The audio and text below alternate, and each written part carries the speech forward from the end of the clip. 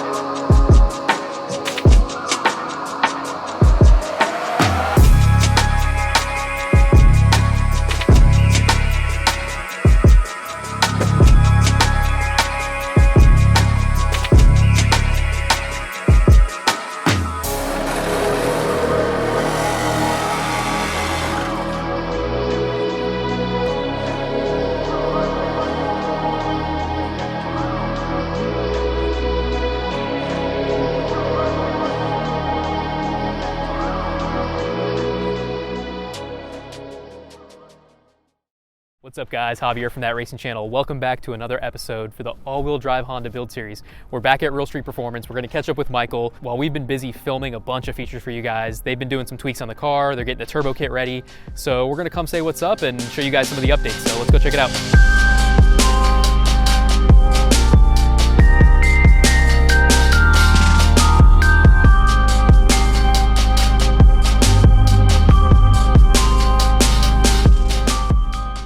Good to see you. Nice to see you too. Yeah, man. Dude, you guys have gotten a ton of work done on this thing. So yeah, this is where it's at right now. There has been a ton of work actually, and a lot of little stuff still coming and kind of getting done to completion. So currently, this is obviously where it's living, right? So we have the turbo mocked up, the manifolds up in the back.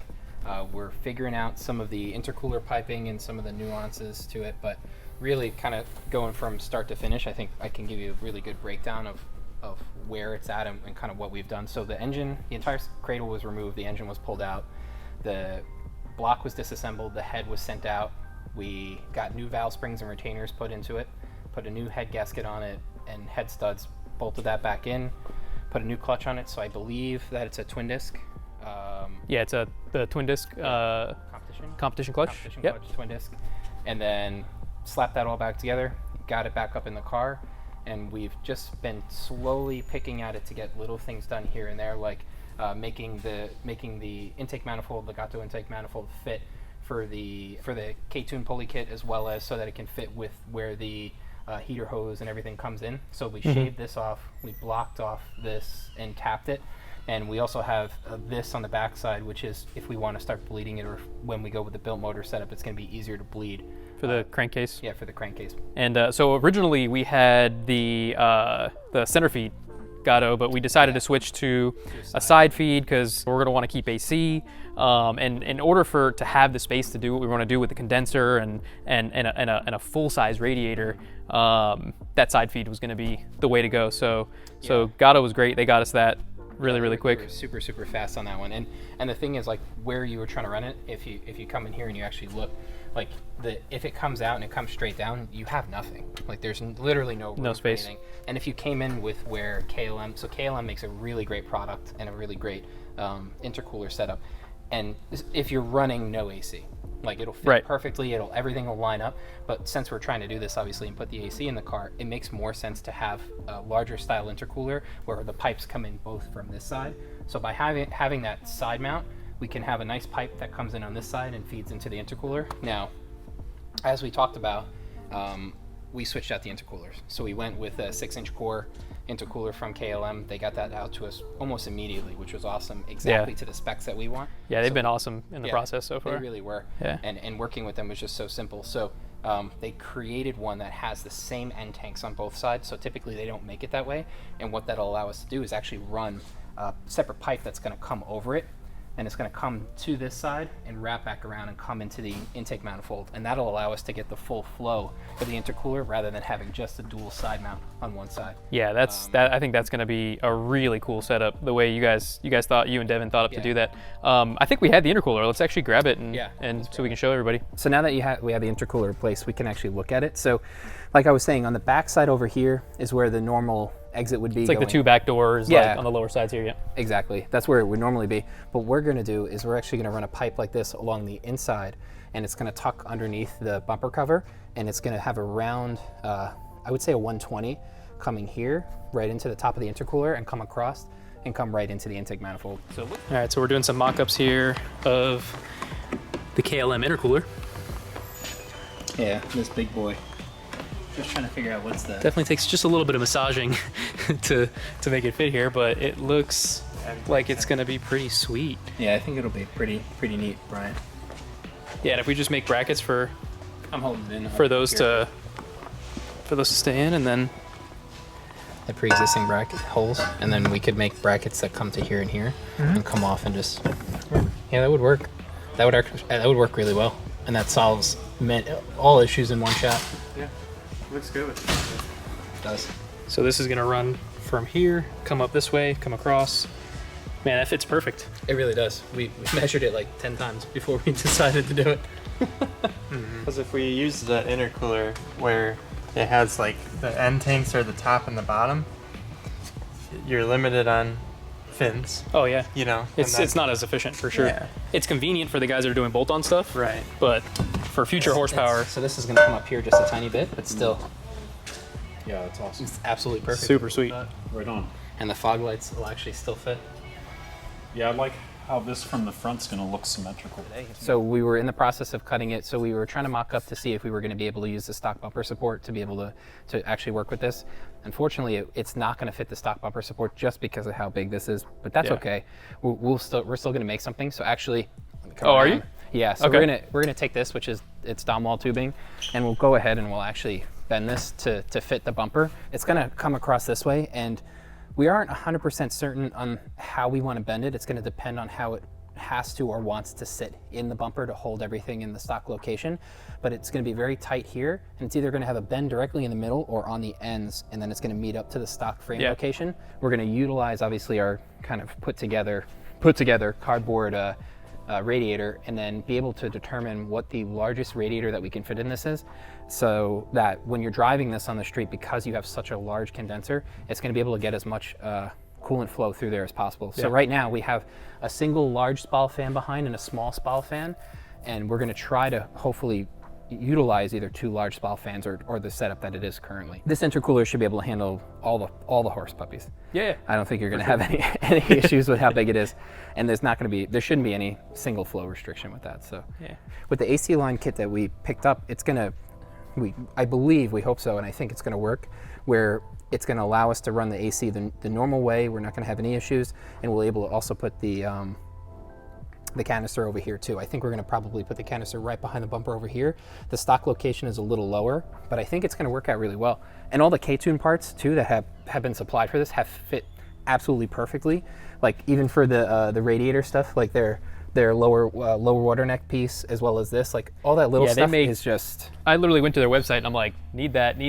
Like, holy crap, these guys make, like, you name it, they make it for this thing, man. It's because there's so many little nuances that you don't realize that you're going to need, and it's just like, wow, okay, I need that. And then if this is going to be turned this way, well, I need this for here. So every little thing has been working out really well. Their drain line kit actually worked really well, and it fit just around the shifter cables, and it's a really neat and a nice setup. Awesome. Yeah, I'm pretty pumped on it. I'm stoked, man. What you didn't see yet, and I think it's important for you to see, is the gas tank. So let's go check that out.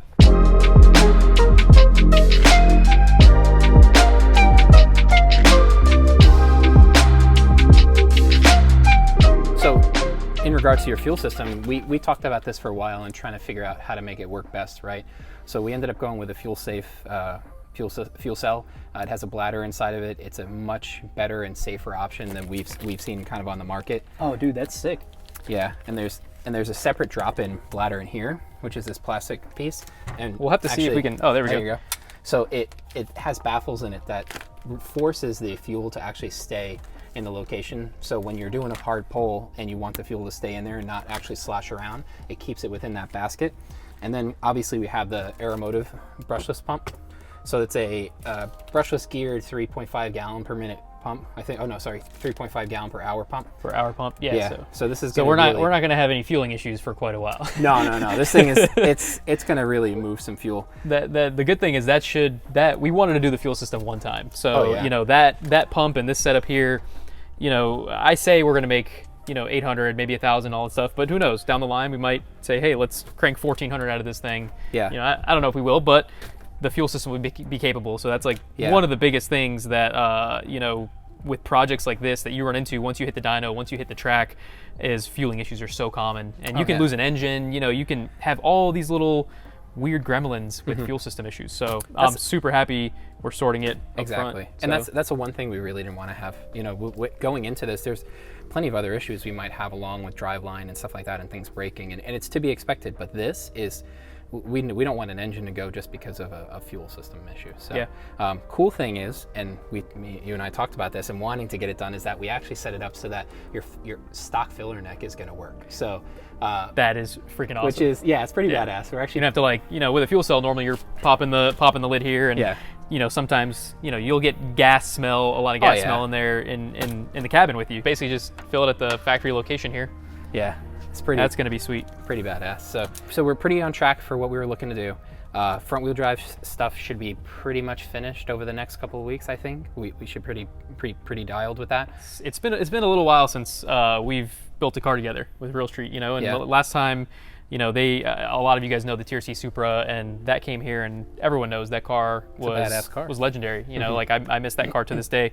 So I couldn't be more excited about this journey, and really it's a family here, man. Like I've known the Real Street guys for over 10 years. I couldn't trust these guys enough. You know, so I typically like to be a little more hands-on with like the filming and wrenching on the cars. You know, my first 240, we built that thing in my garage. We went 8s with it. Me and Andre in his garage with the Skyline. So it's a little bit outside of our comfort zone, I guess, right? But while we're busy shooting all these features and all this cool content for you guys, we're able to progress in this thing. So we're going to be able to bring you this car's content so quickly versus some of our previous projects in the past where, you know, we're wrenching on them a couple hours a day on a weekend because, you know, that's just the time you have. That's it. That's all you have. We only have so much time, you know? So yeah, I couldn't be more happy, man. Yeah, thanks. I'm really happy we get to be a part of it. I'm glad to see it coming together exactly how you imagined. I think that makes me happier than anything. Like, I'm stoked. Yeah, honestly, where I had envisioned this, you guys have elevated my vision from when, you know, honestly, from when I went into this. All the little tweaks that, like, you guys sat down and game planned, and like every time you guys brought me an idea, I'm like, dude, that's awesome. Like, yes, let's do it. So like, I can't. To me, that's invaluable. Everyone on the team has Jay, Devin, you, like Brett, all these guys have all had their kind of like little tidbits to add to it. So the final product of this thing is going to be super spicy. Yeah, I can't wait. So too, man.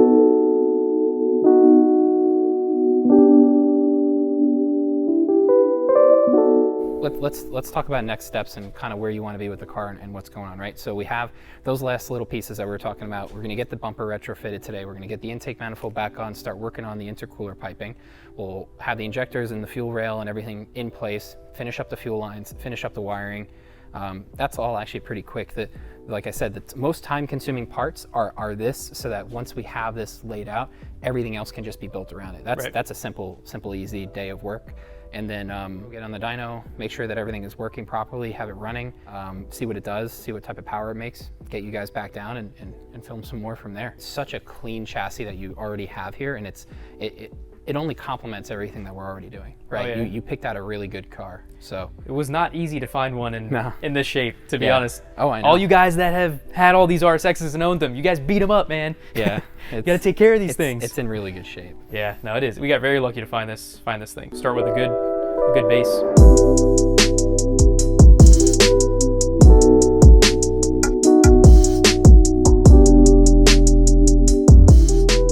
we got a bunch of the K-Tune goodies here laid out on the table. I want to give a huge shout out to Sean. I was able to connect with him early on, and we were going over everything we might need for the build, and they just offer so much for this thing. So if you guys are part of the Honda community, you obviously know K-Tuned.